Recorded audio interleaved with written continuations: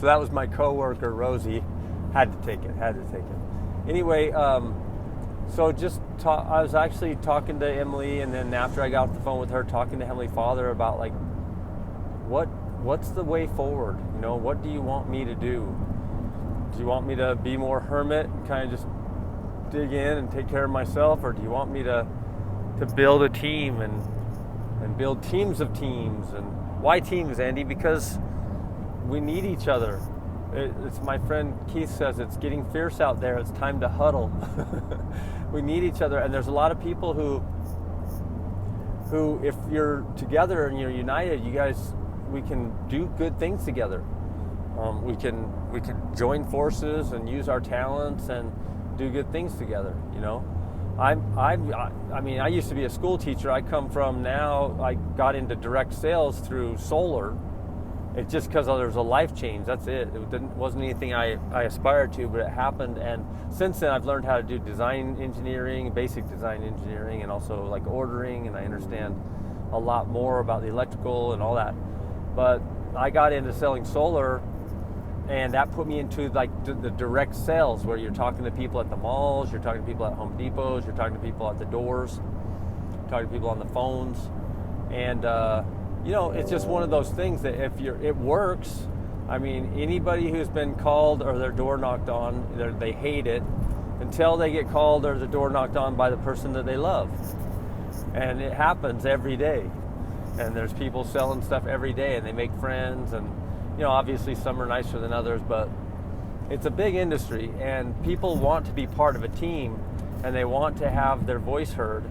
And, you know, I've had this vision of just how could you have a direct type of team, because they're already out there, and where their voices are heard, and where their value is really paid. You know, they get paid for the value that they bring. And, you know, just how do you make like a perfect opportunity?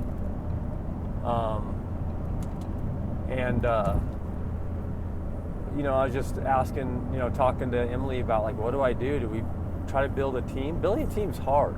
Ask anybody who's done it. I have friends who've done it, and you know, I've been part of that, but I've had friends who've actually been the impetus behind it. They were the ones that were doing it, and it takes a lot of effort. It takes money. It takes focus. It takes discipline, because you got to get the team working and humming and creating value in the world. That's what they're doing. They're out there helping people, creating value. Oh, you don't need what I have to offer? No problem. High five. Good vibes. I'm trying to find the ones that need it, that just haven't been able to do it yet. And they're out there, you know, so that's my job. But if you ever need me, man, here's my card. Like, I'm here for you. And I know things, and I can teach you about it, and I teach you the right stuff to get, the wrong stuff to get. You know, I have this vision of our people just helping other people. And being able to come through on that promise, you know, like really getting down, helping them understand pricing, maybe even get to the point of being really transparent with your pricing, so that people can just feel good about what they're doing. Like, I'm here to help you, not to do some trick, not to like create, you know, give you a hassle or take advantage of you, which some people have done. So I'm telling my girlfriend, like, what do I do? How do I move forward? You know, how does she move forward? How does she feel like what she needs to do? And I got off the phone with her. I was talking to Heavenly Father about it. You know, it's like, what do I do? And I'm thinking, my brain starts thinking about things that don't even matter. Just whatever, life, and just starts thinking about things. And I caught myself, and I was like, wait a second. I'd rather think with my higher self right now. I mean, my brain's good for some things, but I would way rather think with my higher self. And I've done that before. It's almost like your mind's eye, you know, you see or you feel or you think at a higher level. And my brain's like chattering away about things that my mind likes to think about, but it wasn't the question at hand, and it wasn't the the tool or the organ of my body that needed to be used at that point. I was trying to connect more to my inner self. I wanted to ask Heavenly Father, like, what should I do? How can I, kind of move forward in such a confusing time, really, and a hard time. A lot of people are struggling and losing what they used to do, and just a lot of interesting things going on. But all of a sudden I felt I should start singing this song that Billy Ocean and Jesus, I believe, Billy Ocean and Jesus wrote this song back in the 80s, and that Jesus is redeeming things right now. He's redeeming people, he's redeeming families, he's redeeming words, he's redeeming songs, and this song has been redeemed. And the main thing that you can help use to describe what it means to be redeemed is just that there's more Jesus in it. I know that sounds kind of weird, and it wasn't something I came up with, but I believe it. It's like when there's more Jesus in something. A Bible, we have a Bible. We don't need a Bible. Jesus, we have a Jesus. I got my Jesus. I know my Jesus, man. Don't you see my cross right here? We don't need more Jesus. But what about that? Like, yes, we do. We need more Jesus. And we should be looking for it. And anyway, so I believe that when you put more Jesus in something, that is Jesus redeeming it. And Billy Ocean and Jesus wrote a really nice song called Suddenly back in the 80s. And I think it's been redeemed. I know it has, because I was just singing it, and the words flowed to my lips. And it said, and there's lots of really good verses I think the Lord wants to redeem on this song. But when it goes, there's beauty up above, and things we rarely take notice of.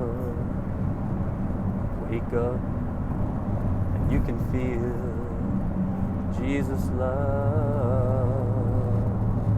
And then the words just came hard. They said, there's Jesus kind of love, the kind we rarely take notice of. You wake up, you can feel more Jesus' love. And I loved it. Woo! And I know it sounds weird, to some people. It did to me the first time I was scrolling through social media and meeting people who are from the manger scene. They're from the early Zion manger scene, which I realize I'm part of that too. But these guys are just street preachers, just trying to bring more love, more Jesus love into the world. And it's just, all it is it's just a manifestation of the light that Jesus is pouring out into this world right now. And I know that's true. And he's also, I've learned that as lighter comes darker. There really is opposition in all things. And so just like the Lord is pouring out His Spirit upon us, as we're moving into a new phase of the world, there's also a lot of dark around. That's just how it works. And so it's hard to find your way, and it's sad. There's a lot of sad things about it too, but there's so many joyous things, so many good things about it. And I've learned in life a lot of times it's just about your expectations. We set our expectations. If we know it's going to be really hard, we just, we make the best of the hard. If we thought it was going to be super easy and it was hard, then it kind of, messes with our mind a little bit. And so to bring it to full circle, like, what am I supposed to do, Jesus? What's my way forward? What would be the best thing, that would help the world and help my life and help my children and help the people in my influence, my circle? And he just told me to start singing that song. I was like, wait, I don't have time to sing that song because I want to listen real hard for some really great insight. And he's like, so I just started singing, there's Jesus kind of love, the kind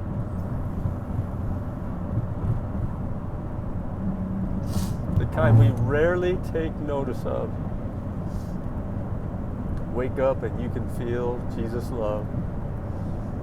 And what does that mean specifically? Well, I know Jesus had a very interesting kind of love.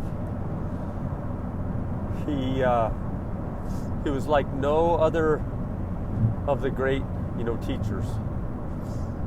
He was like no other of the great teachers because he was the one saying that it was him. That I'm not just teaching about something, I'm teaching about something that's me. And then he showed what that was, which was pure love, without force, without compulsion, without fear. It was a pure love that just wanted you to have a good heart. A good heart just means that you just want to be yourself. You don't want to posture or lie about who you are. You're working on being your best self. You're curious. You want to love life. You want to enjoy life. You want to get the best out of life. You want to work with other people. You want to be fair. You don't want to be part of mean, rotten things. You want to be part of good, awesome things. And that's what I think that's what being, a good person is. And I think that what Jesus taught us was that as long as we're just trying to be that type of person and noticing our mistakes and noticing our own ego when it pops its head up there, and he'll forgive us over and over because he just wants us to love. But it's more than that. He wants us to organize. If you read the New Testament and the Old Testament talked about it. It was so important. He wants us to organize without all the fear and the flux and the control and the rules and the hierarchy. He wants us to. Sorry, that guy was going extra slow, and then that guy got out of the way. And it's like, he's really slow. And anyway, he wants us to build things together. He wants us to build companies, houses, aqueducts, monuments. He wants us to build out ideas. He wants us to build tech. He wants us to build everything that he puts in our hearts. He wants us to build everything that is good and lovely and praiseworthy and of good report. He wants us to do all that. He wants us to have beautiful communities that aren't run by hierarchies. Like, what? What do you mean by that? Not by hierarchies. What does that supposed to mean? It means it's not run by control. It's not run by a mayor and then his deputies and then the city council and then the sheriff and his deputies and everybody who can has been delegated by the people supposedly to be able to force, to be able to control. Hey, we don't want to control, we don't want to force, but we just want someone else to do it, so we vote you to do it for us. And then they let go of that, and then that control gets bad. It festers, and people want more of it. And it really helps to understand that we're all just really scared. And you say, "Oh, I'm not scared, Andy." Yes, you are. Deep to your bones, you're scared. You're scared because you don't want to be rejected. You don't want to be alone. You don't want to be dead. you don't know what that means. It's you don't want there to be pain. And some people are more afraid of it than others. But because we're afraid of rejection and death, we do all kinds of stuff. We try to get power, and we try to justify getting back at that person, and we try to figure out reality and what matters, and we pick a lot of the wrong things, mainly out of fear. But what Jesus said was, don't be afraid. Join together in a church, a community, and figure things out together. How, Lord? How do we figure things out together? I will teach you by my Spirit. Oh God, how do we do that? Oh, I know. Jesus leads. Oh, I know what we do. We put people in charge. He's the most spiritual, so he's the one he's in charge. Oh, okay, yeah, that sounds good. He's the most spiritual. Yeah. Okay, hey, no, you guys disagree? Oh, let's do a vote then. Let's do a vote. Oh, half of us, a little bit more than half of us want this way. Yep, we got it. We won. And that's supposedly the right way. That's the best way. No, Jesus said, join together in communities. That's your church. And your churches, the people in your church can worship how, where, or what they may. That part doesn't matter. Let them worship the way they want to worship. What matters is that you guys are going to get together and you're going to discuss and learn from each other, and you're going to share ideas, and you're going to talk about ways that you can implement those ideas, and you can talk about ways that you can nurture and grow those ideas, and you're going to talk about interesting insights, and you're going to share. And what's going to be happening here, and this is what's a little bit hard for some people to understand, but I'm grateful for the humble and the meek who taught me this. But what's going to happen is that the Lord, who's the King of your soul, He is going to talk to you, and you're going to figure out, is that my ego, or is that the still small voice? Is that the Lord of my whole soul? Is that my Heavenly Father, Jesus, who I believe are three separate beings, you know what I mean? But they're all part of the same thing, which is the light and truth of God, that which is eternal, that which is uncorruptible. And we're corruptible. We're trying to grow our light. We're trying to gain greater light, greater understanding, instead of leaning into the darkness and our light dimming and our light getting sifted. When you understand the anatomy of light, it's exciting. It's light are electric field particles, quark field particles, the ones that are out in space too, but they're not moving. They're just part of the big electric and magnetic field particles, like Whitehead said, that are just out there almost like a sea. And space is what's in between each one of those particles. But when those particles, when the electric field particles spiral, when God gives them momentum and energy and breath, those light particles will spiral through the magnetic density. They bundle together and they spiral through the magnetic density. And that's what a light photon is. And over time, the darkness, which is the magnetic density, and even the electric field particles that aren't doing anything, they're just sitting there. They're not orbiting or spiraling. That light photon will ultimately dim, unless it's a very, very, very refined light, which is what Jesus is, what Heavenly Father is. As it spirals through the darkness, it'll get sifted. The magnetic density will sift the electric field particles that are spiraling.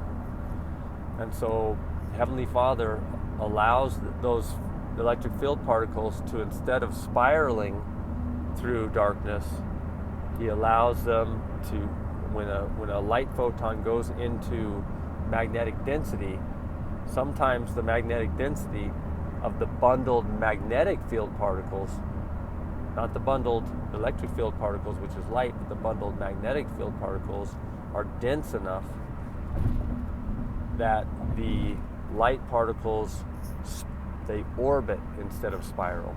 Instead of spiraling, now they orbit. And when we lean into the darkness, we're leaning into that. That's what death is. We're leaning into that thing which is going to ultimately dissolve us into nothingness again. But when we build together without flux or fear, when we are together without forcing, where people are happy, I've had moments of heaven. Have you had moments of heaven before where you're like, this is perfect. The weather is perfect. The kids are playing. My wife is happy. There's a campfire, whatever. There's food on the table. It's like everything is perfect. And that's heaven. And that's when there's no fear. And there's no force. And everybody is allowing everybody to live without that. And but then we get afraid again and we start forcing again. And that's really the nature of this world. And the government of Babylon, Babylon is a historic city, but it's also a symbolic city for the city that dies. The city that dies is Babylon. Yeah, but Babylon had beautiful walls and beautiful gardens, and it was a great nation. And it's like, okay, that's true. I mean, the power sickened people. I mean, Nebuchadnezzar was sick, and most kings are, because they get sick with their status. Their status makes them feel like, okay, I'm invulnerable now, and now I want to keep this, and I want more of this, and they create hierarchies, and then these guys are like, I won't take your power from you, but you got to put me in power too. Yeah, let's do that. And then now all of a sudden you have all these little secret combinations, and even if you do it democratically, hey, we vote that we should do a hierarchy. Yeah, let's do that. He can be in charge. And then next thing you know, the people don't realize that status sickness sets in on everybody pretty much that gets power. And it makes them think, okay, I'm safe now, and I want more of this. And Jesus went around teaching no. I mean, even Moses brought that idea down the mountain. Before Moses, Abraham was living it for a while. He gave his tithes to Melchizedek. Enoch and his city lived it. Moses tried to bring it down. Moses tried to bring down the law of Jesus, the law of heaven, which is just where, and they weren't ready for it. And the Jews, okay, fine, we got these 10 commandments. The Jews are the exact same situation as the LDS Church, the Church of Jesus Christ of Latter-day Saints. Is the Lord sent Joseph Smith, and he gave us the Doctrine and Covenants and the Book of Mormon, but mainly all he was trying to do was restore the covenant, like Daniel 9 says he would happen in the 62nd week, and it did happen. It's the 62nd week of Christianity. And what happened in that 62nd week? Well, Joseph Smith was called to be the prophet of this last dispensation, just like Noah was a prophet of his dispensation, and Abraham of his, and Adam of his, and hers. I mean, it's a there's patriarchy there, but I don't think you can have man without woman. So theirs, I think when we get things right, we'll say things even better. But Joseph Smith was the prophet of the last dispensation, and he was chosen to teach the saints the Jesus' way, which nowadays the LDS people, they hear about the law of consecration, and it's like, that's like, that's where you give the bishop everything, and he gives you back what he thinks you need, and I don't want to live that way. That's kind of, I don't like that. But in my opinion, it's purposely been it's purposely been something that the Church of Jesus Christ of Latter-day Saints members are kind of scared about. They don't really want it to come. As long as Jesus is in charge, they'll say. And that's because when Joseph Smith tried to restore it, Brigham Young came and he didn't like it. I know it's hard for the LDS person to think of this. Joseph Smith was telling them, we're not going to have a prophet anymore. We're going to have lots of prophets, and lots of apostles, and lots of pastors, and lots of teachers, and lots of evangelists, and so forth. And we believe in all that stuff, teaching and prophesying to each other and helping each other. We believe in these community churches where everybody can worship how, where, or what they may. Brigham's like, What do you mean they can worship how, where, or what they may? They could worship anything they wanted. Yeah, that's right. And the community will obviously be involved with each other, and everything is done by common consent. So if you want to do something together as a church, as a community, you make sure everybody's got their head nodding, like, yeah, we like it. Thumbs up, everybody's thumbs up, no? Okay, let's figure out what's going on. Okay, fix that. How's that sound? Okay, yeah, everybody good with that? Yes? Boom, move forward. That's what it's all about. That's what Jesus' way is. And I want to do that in a team. I mean, I don't know exactly all the details, but I want to do that in a team. I want to have a team that a community that acts that way, because I know that at first it's hard, but over time you come together, and you stop playing games, and you stop posturing, and you start realizing, like, hey, I need to know what's going on, and I need to be involved in talking to other people so that we can decide what we can do together. And people are like, oh no, we need to have somebody in charge. This is like too much. It's like herding cats. Well, no, it's like giving cats a true language that they can speak, and a structure where they can, these people, these humans in these communities, a structure where they can say no. In our community, we talk things through, and every 50 households or so, I mean, whatever, but every smallish number of households or so where everyone can know everybody. That's what the number is. Maybe it's 100 households. Everybody knows everybody. We act as almost like an individual with all the other communities. Instead of acting as one person, we act as, whatever that is, 500 people. And I do believe that building a team will help that happen. Building a team will give us the opportunity to do it right, not with a hierarchy. Not with a hierarchy. Wait, what? We need to have managers, and okay, all right, fine. There needs to be organization, but the less hierarchy, the better. The less you're going to do this or you're fired, the better.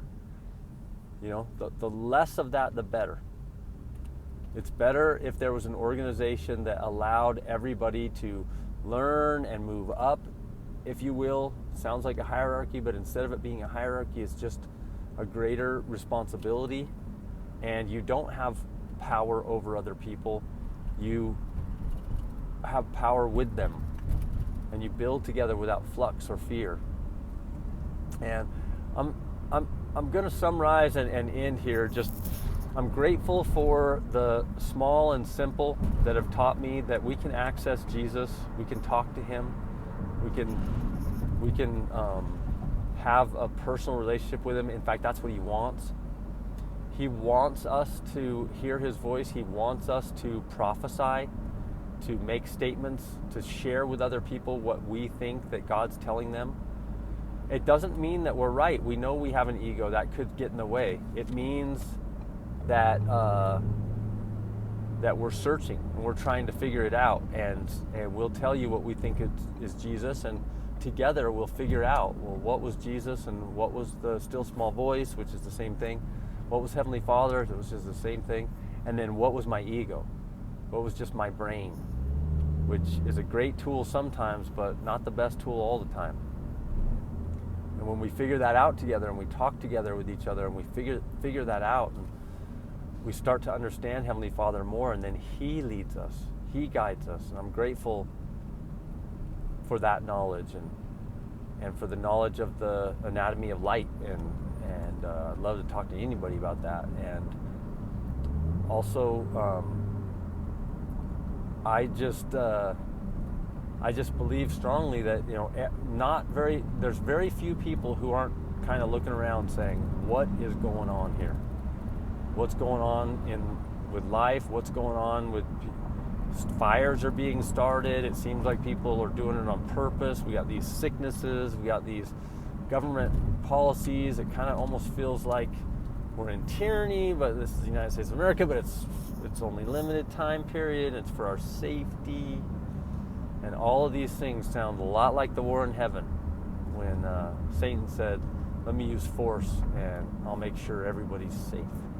I'll make sure everybody returns back to Heavenly Father. I'll force it to happen, which is a huge lie. You can't do that. The whole point of what Heavenly Father is doing is He's trying to help our light grow and become more refined and more pure like His.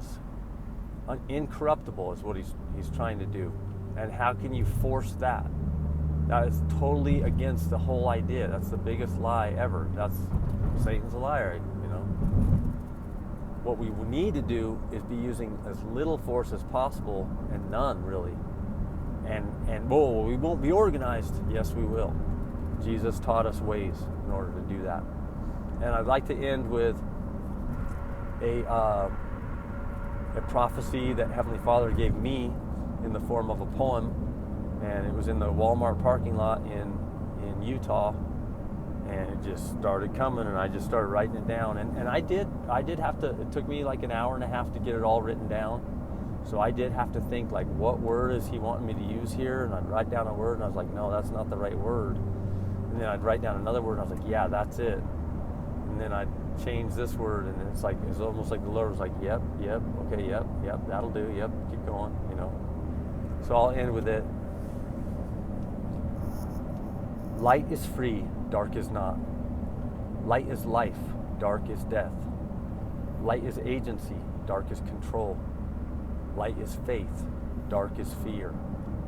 Stand for freedom or bow under force. Defend the life or succumb to death. Exercise faith, or like Lucifer himself, you will be warped and darkened by fear.